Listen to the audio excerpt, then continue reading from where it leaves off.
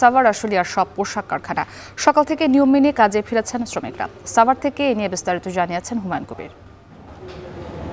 বৈষম্য বিরোধী ছাত্র আন্দোলনের ডাকে ছাত্র জনতার গণ অভ্যুত্থানের মধ্য দিয়ে পরিবর্তিত পরিস্থিতিতে আমরা দেখেছি সারা দেশে বিভিন্ন প্রতিষ্ঠান থেকে বিভিন্ন দাবি দাওয়া নিয়ে কিন্তু আন্দোলন বিক্ষোভ করা হচ্ছে। ব্যতিক্রম ঘটেনি শিল্পাঞ্চল সাভার আশুলিয়ায়ও। এখানেও কিন্তু আমরা দেখেছি বেশ কিছুদিন যাবৎ শ্রমিকরা তাদের বিভিন্ন দাবি দাওয়া নিয়ে কিন্তু সরব রয়েছেন। তারা কিন্তু সড়কগুলো অবরোধ করে বিক্ষোভ করছেন, কর্মবিরতি পালন করছেন।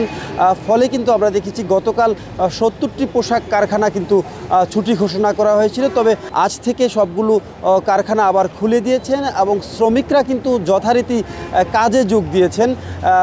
তেমন কোনো কোথাও অপ্রীতিকর ঘটনা কিংবা আন্দোলন বা বিক্ষোভের খবর কিন্তু এখনও পাওয়া যায়নি। পরিস্থিতি শিল্পাঞ্চল সাভার আশুলিয়ায় কিন্তু স্বাভাবিক রয়েছে এমনটি কিন্তু বলা যায়। তবে শ্রমিকদের সাথে আমার কথা হয়েছে, তারা বলছেন তারাও কিন্তু কোনো রকমের আন্দোলন সংগ্রাম করে তারা কর্মবিরতি পালন করতে চান না। তারা চান শান্তিপূর্ণভাবে তাদের কাজের পরিবেশ নিশ্চিত করা হোক এবং তাদের ন্যায্যতার ভিত্তিতে যেসব পারিশ্রমিক রয়েছে সেগুলো দেওয়ার ব্যাপারে একটি সিদ্ধান্তে উপনীত হোক। বেশ কিছুদিন ধরে কিন্তু শ্রমিকদের আন্দোলন এবং কর্মবিরতির ফলে কিন্তু দেশের এই শিল্প খাতটি অনেকটা লসের মুখে পড়েছে। তারা চেষ্টা করছেন শ্রমিকদের দাবি দেওয়া যতটুকু সম্ভব মেনে নিয়ে শ্রমিকদের কাজের পরিবেশ নিশ্চিত করে শ্রমিকদের কাজে ফেরানোর। দেখছেন এখন বাণিজ্য।